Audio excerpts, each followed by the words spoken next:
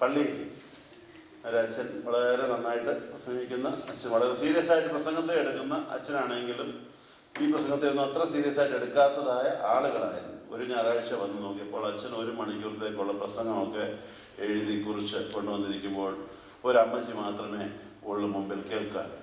അച്ഛൻ പറഞ്ഞു, ഞാൻ അച്ഛനാകുന്നതിന് മുമ്പൊരു കർഷകനാണ്, ഞാനിപ്പോഴും കൃഷിയൊക്കെ ചെയ്യാറുണ്ട്, ഞാൻ കോഴികളെ വളർത്താറുണ്ട്. പലപ്പോഴും കോഴികൾക്ക് തീറ്റയുമായി പോകുമ്പോൾ ധാരാളം കോഴികളുണ്ട്, പക്ഷെ ചിലപ്പോൾ എല്ലാം ഒന്നും വരത്തില്ല. ഒരു കോഴിയെ മുമ്പോട്ട് വന്നുള്ളൂവെങ്കിലും ഞാൻ അതിനെ ഫീഡ് ചെയ്യാതെ വിടത്തില്ലല്ലോ, അതുകൊണ്ട് അമ്മച്ചി മാത്രമേ വന്നിട്ടുള്ളൂ എന്ന് കരുതി ഞാൻ ഇന്ന് പ്രസംഗിക്കാതൊന്നും ഇരിക്കുന്നില്ല, ഞാൻ ഇന്ന് പ്രസംഗിക്കും എന്ന് പറഞ്ഞാൽ അച്ഛൻ എഴുതിക്കൊണ്ട് വന്ന അത്രയും പ്രസംഗവും പ്രസംഗിച്ചു. ആരാധന കഴിഞ്ഞിട്ട് അമ്മച്ചി പറഞ്ഞു, എന്നാലും അച്ഛാ ഈ വരാത്ത എല്ലാ കോഴിയുടെയും കൂടി തീറ്റി എനിക്ക് മാത്രം തന്നപ്പോൾ വളരെ ബുദ്ധിമുട്ടാണ്. അതുകൊണ്ട് ഒരു വർഷം റാപ്പപ്പ് ചെയ്യാൻ വേണ്ടി നമ്മൾ ഒരുങ്ങുകയാണ്. കമ്പനികളൊക്കെ അതിനെ പല വിധത്തിൽ ഇവാലുവേഷന് വേണ്ടി ഉപയോഗിക്കുന്നു. നമ്മൾ നമ്മുടെ ജീവിതത്തിലെ ഒരു ഇവാലുവേഷന് വേണ്ടി ഒരുങ്ങുന്ന സമയമാണ്. പല പുതിയ പ്രതീക്ഷകളുമായാണ് നമ്മളെല്ലാവരും വർഷങ്ങൾ ആരംഭിക്കുന്നത്. പുതിയ തീരുമാനങ്ങളോടെ ആരംഭിക്കുന്നവരുണ്ട്. ആ തീരുമാനങ്ങളൊക്കെ പലപ്പോഴും പലരുടെയും ജീവിതത്തിൽ ഒരു ജനുവരി പോലും അവസാനിക്കുന്നതിന് മുമ്പേ പല തീരുമാനങ്ങളും ഉടഞ്ഞു പോകുന്നു, നിന്നു പോകുന്നു. വെയിറ്റ് റിഡ്യൂസ് ചെയ്യണം, ഇങ്ങനെയുള്ള കാര്യങ്ങളൊക്കെ പലപ്പോഴും നമ്മളെല്ലാവരും പല ദുശ്ശീലങ്ങൾ മാറ്റിയെടുക്കണം, സമയം വളരെ നന്നായി ഉപയോഗിക്കുവാനായി ഉള്ള തീരുമാനം, അങ്ങനെ അനേക വിധത്തിലുള്ള തീരുമാനങ്ങളുമായി നമ്മൾ വർഷങ്ങൾ ആരംഭിക്കുന്നു. ഓരോ വർഷവും നമ്മുടെ കയ്യിൽ നിന്നും പോവുകയാണ്.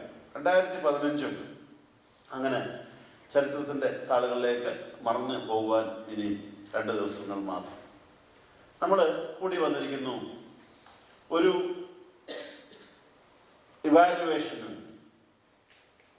അതുപോലെ പുതിയൊരു വർഷത്തേക്ക് നമ്മൾ എത്തി നോക്കുമ്പോൾ പുതിയ പ്രതീക്ഷയോടെ ആരംഭിക്കുവാനായി ദൈവസന്നിധിയിലേക്ക് നമ്മൾ 2 ദിവസങ്ങൾ കൂടി വരികയാണ്. എല്ലാം ദൈവത്തോട് ചേർന്ന് ആരംഭിക്കുകയും എല്ലാം ദൈവത്തോട് ചേർന്ന് അവസാനിപ്പിക്കുകയും ചെയ്യുന്നതിൽ ധന്യത കണ്ടെത്തുന്ന സമൂഹമാണല്ലോ നമ്മൾ സഭയായി. 2015 ദൈവത്തോടൊപ്പം ആരംഭിക്കുവാനായിട്ട് നമുക്ക് സാധിച്ചു. ഇന്നേ വരെ വലിയ കൃപയിൽ ദൈവം നമ്മെ നിർത്തി. ദൈവത്തിന് സ്തോത്രം ചെയ്യാം. വിളിയും തിരഞ്ഞെടുപ്പും പുതുക്കുന്ന അവസരങ്ങളാക്കി ഈ അവസാനത്തെ ദിവസങ്ങൾ മാറ്റണമേ എന്ന പ്രാർത്ഥനയോടെ ദൈവ സന്നിധിയിൽ നമുക്ക് കടന്നു വരാം. ഇന്നത്തെ ധ്യാനത്തിനായി തിരഞ്ഞെടുത്തിരിക്കുന്ന വേദഭാഗം യെശയ്യാ പ്രവാചകന്റെ പുസ്തകം 6-ാം അധ്യായം 1 മുതൽ 8 വരെയുള്ള വാക്യങ്ങൾ. യെശയ്യാവ് 6:1 മുതൽ 8 വരെയുള്ള വാക്യങ്ങൾ ആരെങ്കിലും ഒരാൾ ഉറക്കെ വായിച്ച് സഹായിച്ചാട്ടെ.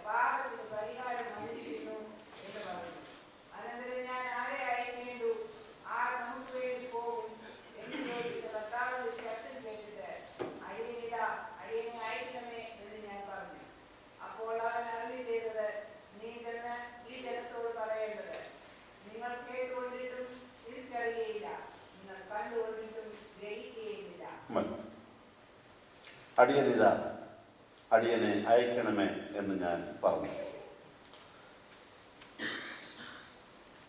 ഈ ഭാഗം ഇന്ന് ധ്യാനിക്കുവാനായി എടുത്തത് പ്രധാനപ്പെട്ടും 2 കാരണങ്ങൾ കൊണ്ടാണ്. ഒന്ന്, ഈ ഭാഗം ആരംഭിക്കുന്നത് ഒരു സമയത്തിൻ്റെ അവസാനം പറഞ്ഞുകൊണ്ടാണ്, ഒരു കാലഘട്ടത്തിൻ്റെ അവസാനം പറഞ്ഞുകൊണ്ടാണ്. ഉസിയ രാജാവ് മരിച്ച ആണ്ടിൽ ഒരു ടൈമിനെ പറ്റി പറഞ്ഞുകൊണ്ടാണ്. നമ്മളും ഇന്ന് ഒരു വർഷത്തിൻ്റെ അവസാനത്തിന് വേണ്ടി ഒരുങ്ങുവാനായി കൂടി വന്നിരിക്കുന്നു. അതുപോലെ പുതിയൊരു വർഷത്തിൻ്റെ ആരംഭവും നമ്മുടെ മുമ്പിലുണ്ട്. ഇവിടെ ഒരു ആരംഭവുമുണ്ട്. വേദപുസ്തകത്തിലെ പ്രവാചകന്മാരിൽ മേജർ പ്രോഫറ്റ്സ്, വലിയ പ്രവാചകന്മാരിൽ ഏറ്റവും ശ്രദ്ധേയനായ യെശയ്യാ പ്രവാചകന്റെ ശുശ്രൂഷയ്ക്ക് വേണ്ടിയുള്ള വിളിയും തെരഞ്ഞെടുപ്പും രേഖപ്പെടുത്തുന്ന ഒരു ഭാഗമാണ്. ഒരു പുതിയ തുടക്കമാണ്. ഇസ്രായേലിൻ്റെ ചരിത്രത്തിൽ തന്നെ ഒരു പുതിയ തുടക്കം എന്ന് നമുക്ക് പറയാനായിട്ട് സാധിക്കും. അങ്ങനെ ഒരു ഭാഗം നമുക്കെല്ലാവർക്കും വളരെ പരിചിതമായ, മിക്കവാറും നമ്മൾ പലയിടങ്ങളിലും പ്രസംഗങ്ങൾ ഒക്കെ കേട്ടിട്ടുള്ള, ധ്യാനങ്ങളും ബൈബിൾ സ്റ്റഡികളും ഒക്കെ കേട്ടിട്ടുള്ള ഒരു വേദഭാഗം. അതിൽ നിന്നും ലഭിക്കുന്ന ചില ഉൾക്കാഴ്ചകൾ നമുക്ക് ഒരുമിച്ച് പങ്കുവയ്ക്കണം എന്ന് ഞാൻ ആഗ്രഹിക്കുന്നു. യെശയ്യാവ് ഉസിയ എന്ന രാജാവിൻ്റെ കൊട്ടാരത്തിൽ ഒരു കോർട്ട് പ്രോഫറ്റ് ആയിരുന്നു എന്നാണ് പറയപ്പെടുന്നത്.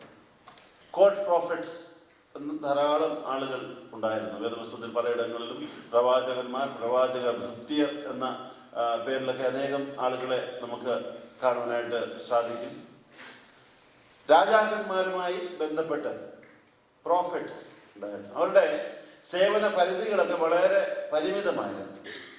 രാജാവിന് ചില വ്യാഖ്യാനങ്ങൾ നടത്തി കൊടുക്കുക, ചില കാര്യങ്ങൾ അറിയേണ്ടപ്പോൾ രാജാവിനെ സഹായിക്കുക, ഇങ്ങനെ രാജാവിൻ്റെ കൊട്ടാരത്തിൻ്റെ മറവിൽ താമസിച്ച് പ്രവർത്തിക്കുന്ന വളരെ പരിമിതമായ പ്രവർത്തന പരിധികളുള്ള വ്യക്തികളായിരുന്നു കോർട്ട് പ്രോഫറ്റ്. അങ്ങനെ ഒരു വ്യക്തിയായിരുന്നു യെശയ്യാവ് എന്നാണ് പറയപ്പെടുന്നത്. ഇവിടെ പറയുന്നത് ഒരു കാലഘട്ടത്തിൻ്റെ അവസാനം എന്ന് ഞാൻ സൂചിപ്പിച്ചു. ആദ്യത്തെ വാക്ക് തന്നെ പറയുന്നുണ്ട്, ഉസിയ രാജാവ് മരിച്ച ആണ്ടിൽ കർത്താവ് ഉയർന്നും പൊങ്ങിയുമുള്ള സിംഹാസനത്തിൽ ഇരിക്കുന്നത് ഞാൻ കണ്ടു. ഒരു ദർശനത്തെ പറ്റിയാണ് പറയുന്നത്.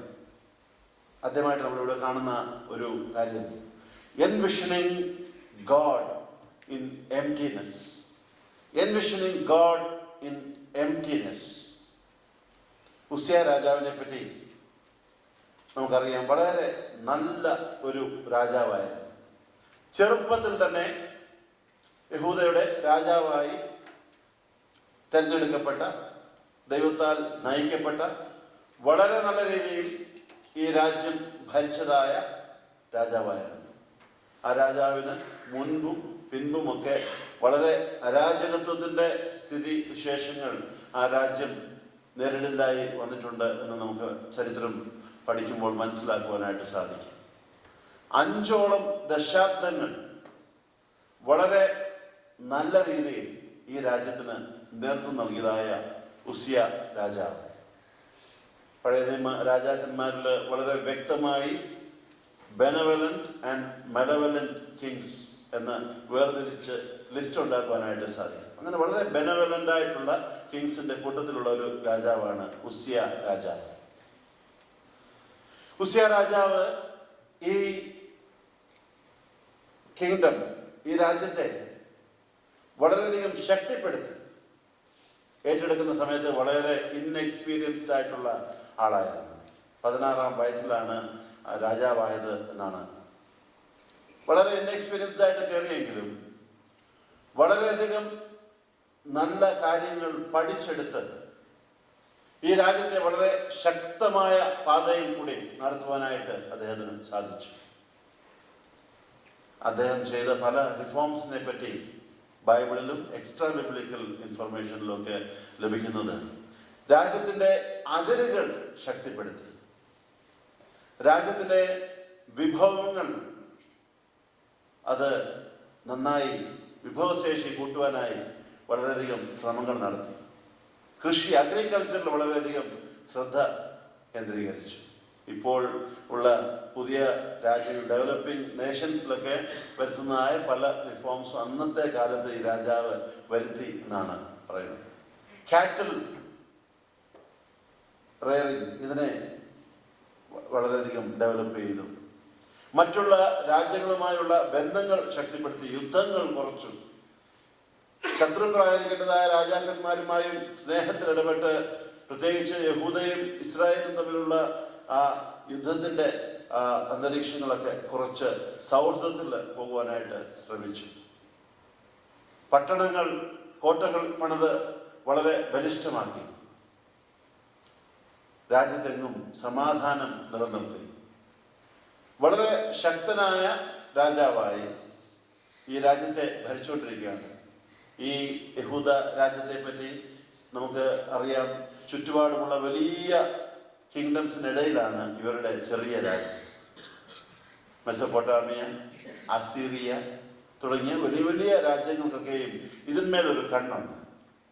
ഇന്ന് ലോകത്തിന് നമ്മുടെ ഗൾഫ് രാജ്യങ്ങളുടെ മേലൊക്കെ ഉള്ളൊരു കണ്ണുള്ള പോലെ വളരെ സമ്പത്ത് നിറഞ്ഞതും, അതുപോലെ വലിയ രാജ്യങ്ങൾക്ക് അങ്ങോട്ടും ഇങ്ങോട്ടും പോകാനുള്ളൊരു ഇടവഴി പോലെയുള്ള ഒരു മാപ്പിലൊക്കെ നമുക്ക് കാണുവാനായിട്ട് മനസ്സിലാക്കാം. എല്ലാവരുടെയും കണ്ണുള്ള രാജ്യമാണ്. പക്ഷേ വളരെ ശക്തമായി ഇതിനെ ഭരിക്കുവാനായി, ശക്തമായ പാതയിൽ ഈ രാജ്യത്തെ ഭരിക്കുവാനായിട്ട് സാധിച്ചതായ നല്ലൊരു രാജാവ്. എല്ലാം ഭംഗിയായി പോകുന്നു.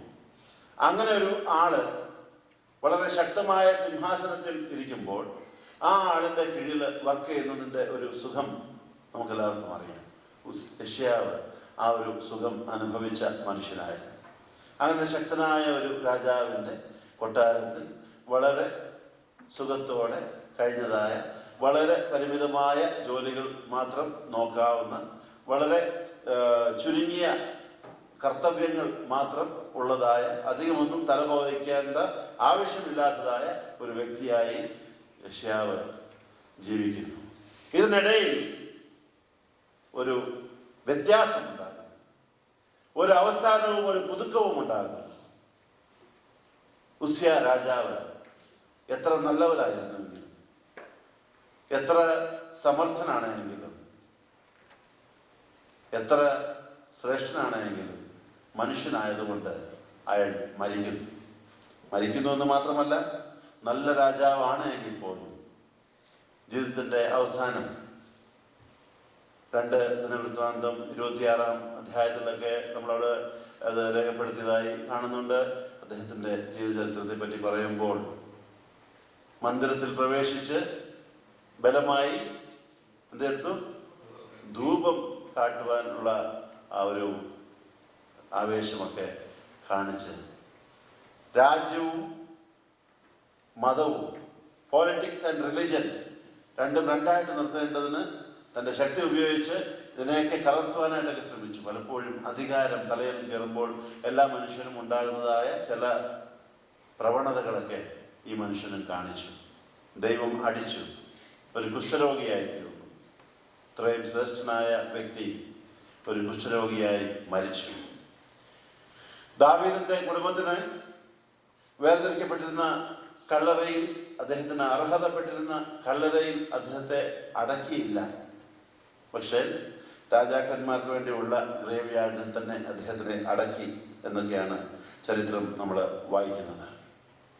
ഇങ്ങനെയുള്ള ആൾ വളരെ സമർത്ഥമായി രാജ്യത്തെ ഭരിച്ചതായ ഉസ്യ രാജാവ് മരിക്കുന്നതായ വലിയൊരു നല്ല കാലഘട്ടത്തിൻ്റെ വളരെ പെട്ടെന്നുള്ള അവസാനത്തെ പറ്റിയാണ് 1-ാം വാക്യം പറയുന്നത്. നല്ലൊരു കാലഘട്ടം പെട്ടെന്ന് അബ്രപ്റ്റായി നിന്നു പോകുന്നു. ബലത്തിന്റെ സങ്കേതമായി യെശയ്യാവ് കണ്ടിരുന്ന രാജാവിൻ്റെ സിംഹാസനം ഒഴിഞ്ഞു കിടക്കുന്നു. ഒരു വാക്യൂം അവിടെ സൃഷ്ടിക്കപ്പെടുകയാണ്. ഒരു എംപ്റ്റിനെസ് അവിടെ സൃഷ്ടിക്കപ്പെടുകയാണ്. പലപ്പോഴും ഈ എംപ്റ്റിനെസ് പല ആളുകളും മരിക്കുമ്പോഴൊക്കെ, പ്രത്യേകിച്ച് രാഷ്ട്രീയത്തിലൊക്കെ വളരെ പ്രബലരായിട്ടുള്ള ആളുകളൊക്കെ മരിക്കുമ്പോൾ ഇപ്പോഴും സ്ഥിരമായിട്ട് ഉപയോഗിക്കുന്ന, അത് മീൻ ചെയ്താലും ഇല്ലെങ്കിലും ഉപയോഗിക്കുന്ന ഒരു ഇതാണ് അദ്ദേഹത്തിൻ്റെ വേർപാട് ദേശത്തിലും പാർട്ടിയിലും ഒരു വലിയ നികത്താനാവാത്ത വിടവ് സൃഷ്ടിച്ചിരിക്കുന്നു.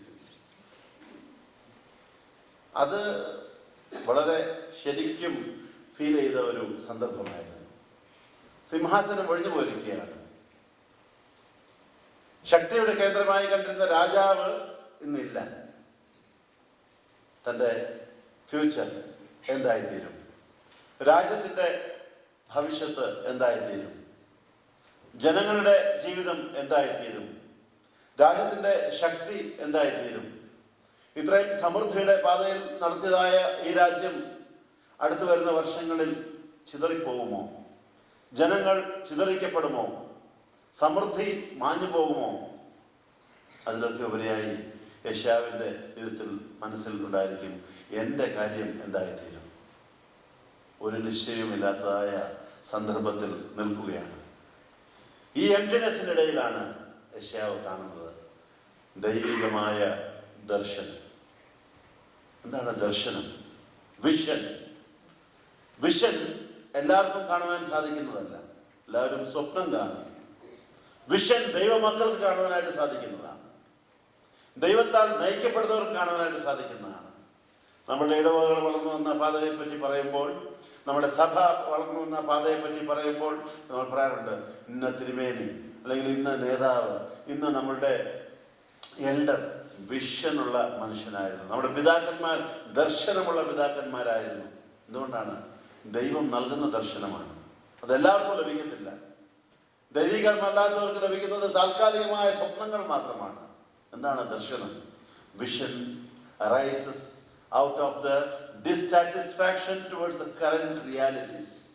ഇന്നുള്ളതൊക്കെയും ഓക്കെയാണ് എന്ന് ചിന്തിക്കുന്നവർക്ക് ദർശനം ഉണ്ടാകത്തില്ല. ഇന്നുള്ളതിന് ഉപരിയായി ഒരു ജീവിതമുണ്ട്. ഇന്നുള്ളതിന് ഉപരിയായി ഒരു സത്യമുണ്ട് എന്ന് കാണുവാൻ ആഗ്രഹിക്കുന്നവർക്ക് ദൈവം നൽകുന്നതാണ് ദർശനം. യെശയ്യാവ് ദൈവസന്നിധിയിൽ ആയിരിക്കുന്നു.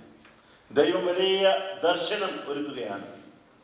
എംപ്റ്റിനെസ്സിനിടയിൽ, ജീവിതത്തിൻ്റെ പൊള്ളയായ അനുഭവങ്ങളുടെ ഇടയിൽ, ജീവിതത്തിൽ എല്ലാം മിഥ്യയാണ് എന്ന് തോന്നുന്ന അനുഭവങ്ങളുടെ ഇടയിൽ, വിശ്വസിച്ചിരുന്നതെല്ലാം അതങ്ങനെ അല്ല എന്ന് ഉടഞ്ഞു പോകുന്നതായ അവസരങ്ങളിൽ നമുക്ക് ദൈവത്തിൻ്റെ ദർശനം കാണുവാനായിട്ട് സാധിക്കുമോ? എത്ര ശക്തനാണെങ്കിലും ഉറച്ചു നിന്നാലും മനുഷ്യനൊരു ശ്വാസമത്രേ എന്ന് തോന്നിക്കാവുന്ന സന്ദർഭങ്ങളിൽ, ചരിത്ര സന്ദർഭങ്ങളിൽ ദൈവത്തിൻ്റെ ദർശനം കാണുവാനായിട്ട് നമുക്ക് സാധിക്കുമോ? ഇതുപോലെയുള്ള അനേക സന്ദർഭങ്ങളിൽ വലിയ ദർശനങ്ങൾ കണ്ട പിതാക്കന്മാരുടെ മക്കളാണ് നമ്മൾ മാർത്തോമ സഭയായി. നമ്മളെ നയിക്കുവാൻ മേൽപ്പട്ടക്കാരില്ലാത്തതായ സന്ദർഭങ്ങൾ വന്നപ്പോഴും വലിയ ദർശനത്തോടെ മുന്നേറിയ ഒരു സമൂഹമായി നമ്മൾ വളർന്നില്ലേ? സഭയായി, സമൂഹമായി, കുടുംബങ്ങളായി, ദർശനമുള്ളവരായി മുന്നേറുവാനായിട്ട് നമുക്ക് സാധിക്കുമോ? യെശയ്യാവ് ഈ എംപ്റ്റിനെസ്സിനിടയിൽ തൻ്റെ എല്ലാ പ്രതീക്ഷകളും നഷ്ടപ്പെടുന്നതായ സാഹചര്യത്തിൽ പുതിയൊരു ദർശനം കാണുകയാണ്. ദൈവത്തെ സ്ഥാപിക്കുകയാണ്. ആ വെറുതായ സിംഹാസനത്തിൽ അതിൻ്റെ ഉയരത്തെക്കാട്ടിലും ഉയർന്നും പൊങ്ങിയും ഇരിക്കുന്ന ദൈവത്തെ കാണുവാനായിട്ട് സാധിക്കുന്നു. ജീവിതത്തിൻ്റെ നിരാശകളുടെ ഇടയിൽ നമ്മൾ ഈ വർഷത്തെ എങ്ങനെ വിലയിരുത്തുന്നു? പലപ്പോഴും പല കാര്യങ്ങളും അച്ചീവ് ചെയ്തു, പല കാര്യങ്ങൾ ജീവിതത്തോട് ചേർത്തു, പല കാര്യങ്ങളും നേടിയെടുത്തു എന്നൊക്കെ നമുക്ക് അഭിമാനിക്കാൻ സാധിക്കുമെങ്കിലും പലപ്പോഴും ഒരു വർഷം കഴിയുമ്പോൾ നമുക്ക് അറിയാതെ തോന്നിപ്പോകും എന്തൊക്കെയോ നമുക്ക് നഷ്ടപ്പെട്ടു പോയി. 70 ബലമേറെയായാൽ 80 എൻ്റെ ആയുസ്സിൽ നിന്നും വിലപ്പെട്ട ഒരു വർഷം ചോർന്നുപോയി. പൂർണ്ണമായി കറുത്തിട്ടായിരുന്ന എൻ്റെ താടിയിലും മുടിയിലുമൊക്കെ 2015 അവിടെ അല്പം വെള്ള കണ്ടു തുടങ്ങി. നഷ്ടബോധം എനിക്കും ആരംഭിച്ചിട്ടുണ്ട്. എന്തൊക്കെ നഷ്ടപ്പെട്ടു പോകുന്നു നമുക്കെല്ലാവർക്കും ഉണ്ട് എന്നെനിക്കറിയാം. പല കാര്യങ്ങൾ കൂട്ടുവാനായിട്ട് സാധിച്ചു, പല കാര്യങ്ങൾ അറിയുവാനായിട്ട് സാധിച്ചു, പല കാര്യങ്ങൾ നേടുവാനായിട്ട് സാധിച്ചുവെങ്കിലും ഓരോ വർഷവും ഉരുണ്ടു നീങ്ങുമ്പോൾ ഒരു എംപ്റ്റിനെസ് നമുക്ക് തോന്നാറില്ലേ? ജീവിതത്തിൻ്റെ ഓരോ ഘട്ടങ്ങളും നീങ്ങിപ്പോകുമ്പോൾ ഒരു എംപ്റ്റിനെസ് തോന്നാറില്ലേ? ജീവിതത്തിൻ്റെ എല്ലാ നിരാശകളുടെയും ഓരോ എംപ്റ്റിനെസ്സിൻ്റെയും ഇടയിൽ ദൈവത്തെ സ്ഥാപിക്കുവാനായിട്ട് നമുക്ക് ഇടയാകട്ടെ. സന്തോഷങ്ങളുടെ ഇടയിലല്ലല്ലോ വലിയ വലിയ കാര്യങ്ങൾ മഹാന്മാരായ വ്യക്തികൾക്ക് സാധിക്കുവാനായിട്ട് സാധിച്ചത്. പലപ്പോഴും ഇങ്ങനെയുള്ള നിരാശയുടെ അനുഭവങ്ങളിലും പെട്ടെന്ന് എന്തൊക്കെയോ അവസാനിക്കുന്നതായ അനുഭവങ്ങളിലും പെട്ടെന്ന് എന്തൊക്കെയോ നഷ്ടപ്പെടുന്നതായ അനുഭവങ്ങളിലും വളരെ വലിയ കാര്യങ്ങൾ നേടിയെടുത്ത അനേക ജീവിതങ്ങളെ പറ്റി നമ്മൾ കേട്ടിട്ടുണ്ട്. നമ്മൾ പാടുന്നതായ മനോഹരമായ എത്രയോ പാട്ടുകൾ, സാധു കൊച്ചുഞ്ഞുപദേശി എഴുതിയ എത്രയോ പാട്ടുകൾ ഒക്കെയും അതിന് വലിയ ഉദാഹരണമാണ്. നിരാശ ഉണ്ടാക്കുന്നതായ ജീവിതാനുഭവങ്ങളുടെ ഇടയിൽ ഉണ്ടായതാണ്. ഒരു പക്ഷേ നമുക്ക് ഇന്ന് നമ്മുടെ ശക്തിയായി നിൽക്കുന്നതായ ഒരു റിവൈവൽ സ്പിരിറ്റ്, ഒരു നവീകരണ സ്പിരിറ്റ് ഒക്കെയും നിരാശാജനകമായ ജീവിതാനുഭവങ്ങളുടെ ഇടയിൽ നമ്മുടെ സമൂഹത്തിന് ലഭിച്ചതായ വലിയ ഒരു സ്വത്താണ്. നിരാശ ഉളവാക്കുന്ന സാമൂഹിക സ്ഥിതികളിൽ നിന്നും നമുക്ക് ലഭിച്ചതായ വലിയൊരു സ്വത്താണ്.